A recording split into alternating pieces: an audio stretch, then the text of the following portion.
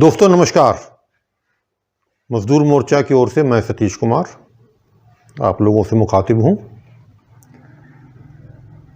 Electoral bond को लेके अभी कुछ अर्सा पहले हम लोगों ने कुछ बयान दिया था, जिसमें बड़ा स्पष्ट कहा था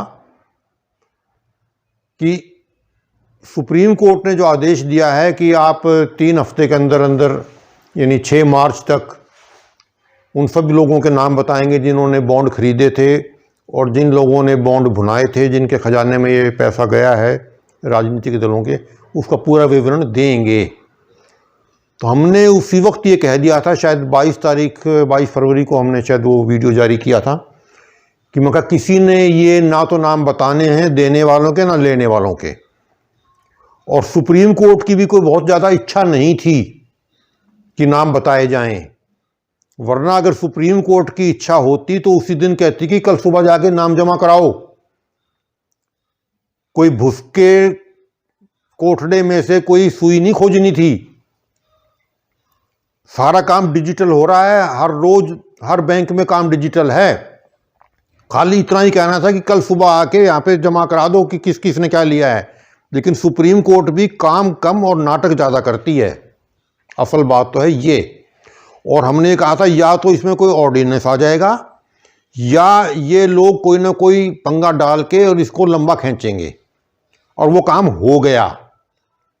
6 तारीख तक ये आना था और 5 तारीख को स्टेट बैंक ऑफ इंडिया ने आके वहाँ पे बयान दे दिया कि हमारे पास तो फुर्सत नहीं है और हम तो डिजिटल काम करते ही नहीं हैं, हम तो कागज़ पे लिखते हैं कलम से और उसको ढूंढने में लगेगा समय, इसलिए हमें 30 जून तक का टाइम दिया जाए। मतलब इससे बेहुदा और इससे झूठा कोई जवाब हो नहीं सकता।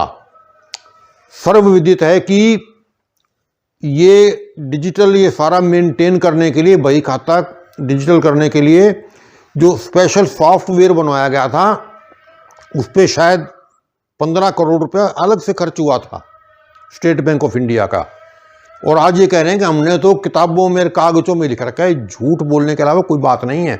इन पर झूठ बोलने का मुकदमा अलग से दर्ज होना चाहिए, पर कोई क्यों करे। झगड़ा तो ये कि सुप्रीम कोर्ट भी तो नहीं चाहती थी।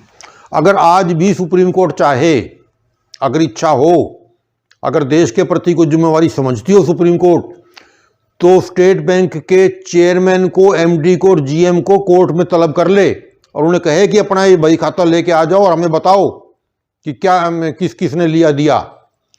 और वो कहेंगे जी अभी तो टाइम लगेगा तो खड़े हो जाओ कोने में और शाम तक खड़े रहो, और शाम को अगर तिहाड़ जेल जाना है तो जेल में जाओ, और कल अगर लेके आना हो तो कल आ जाना। उसी वक्त खड़े खड़े अगर सब कुछ ना आ जाए तो हम जिम्मेवार हैं इस बात के। सब कुछ रखा हुआ है। ये स्टेट बैंक नहीं बोल रहा, स्टेट बैंक के पीछे मोदी सरकार बोल रही है, और पता सुप्रीम कोर्ट को भी है। 7 साल पहले ये मुद्दा डाला गया, सुप्रीम कोर्ट में झूलता रहा। उसके बाद ये कोई 4 महीने पहले, 3 महीने पहले फैसला भी, सुनवाई भी हो गई, और 3-4 महीने उसको दबा के बैठे रहे। तो इसी से जाहिर होता है कि सुप्रीम कोर्ट की कितनी इच्छा थी इस मामले को उजागर करने में। कोई इच्छा नहीं थी। सरकार की पूरी रखवाली कर रही है, पूरी पैरवी कर रही है और उसको दबाए रखना चाहती है। पता तो पूरी जनता को भी है कि जिन लोगों ने ये चंदे नहीं, रिश्वत सरकार को दी है, उसके बदले में मोटा मोटा मुनाफा, मोटी मोटी लूट कमाई उन लोगों ने की है। ईडी के छापे मारे गए और उनसे कहा कि 2 चंदे, सरकार द्वारा ऑफर दी गई कि 2 चंदे तो तुम्हें ये मिलेगा, एक के बदले 100, 1 रुपया दोगे तो 100 पाओगे। इस तरह के जितने भी घोटालेबाज हैं, जितने भी लोगों ने काम धंधा किया, सारा उजागर हो जाएगा। और सरकार नहीं चाहती, भाजपा सरकार नहीं चाहती कि चुनाव से पहले घोटाले बिल्कुल पुख्ता रूप से सामने आए। पता तो सबको है, सारी जनता जानती है कि पैसे किसने क्यों दिए हैं और उसके बदले में क्या कमाया है। लेकिन वो अगर स्पेसिफिक और ख़ास दस्तावेज के रूप में सामने आए तो और उसकी जो है वो बढ़ती है, उसकी विश्वसनीयता बढ़ती है। इतनी बात है बस। पता तो सबको है कि किस तरह से देश को बेचा गया है और किस भाव बेचा गया है, तो ये सबको पता है।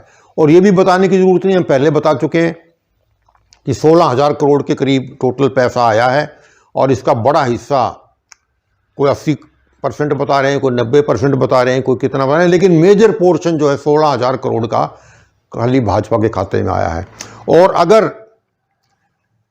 सुप्रीम कोर्ट जो कह रही है कि ये सारा असंवैधानिक है और एक तरह के ये ब्राइबरी है और गलत है, तो सुप्रीम कोर्ट उसी दिन कह देती कि ये जितना भी पैसा है जिसके पास भी, हाँ इसमें खास बात है कि जो अभी बॉन्ड बुनाए नहीं गए हैं वो बुनाए नहीं जाएंगे और वो वापस चले जाएंगे। वापस क्यों चले जाएंगे?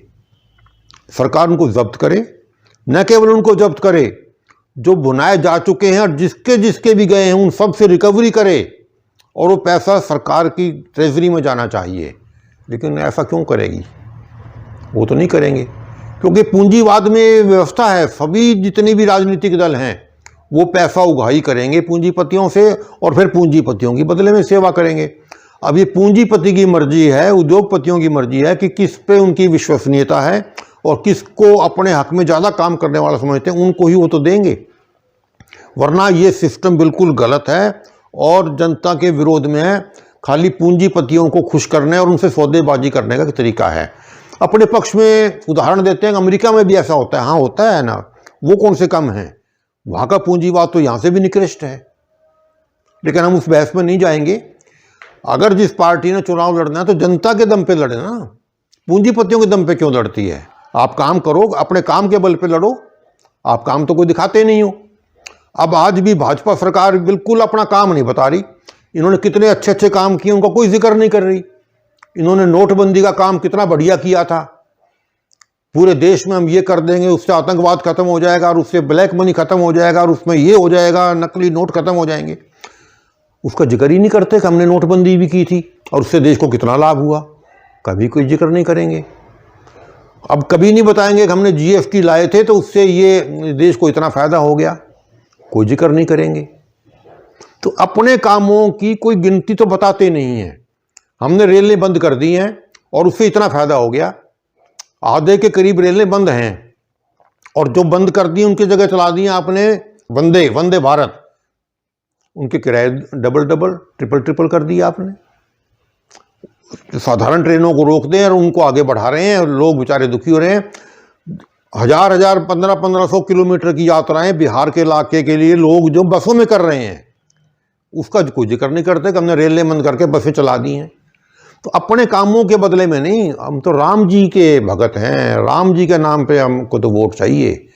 तो ये इस तरह के धंधे ये लोग कर रहे हैं, तो ये कोई मतलब चलने वाला काम तो है नहीं। अब जनता जो है समझ चुकी है और ये इसलिए सरकार चाहती है कि हमारे जितने भी कुकर्म हैं ये दबे रहें और जो हमने पूंजीपतियों से पैसा लेके देश को बेचा है उसमें जो पर्दा पड़ा है वो पड़ा ही रहे। तो इस बात को लोगों को समझना चाहिए। धन्यवाद।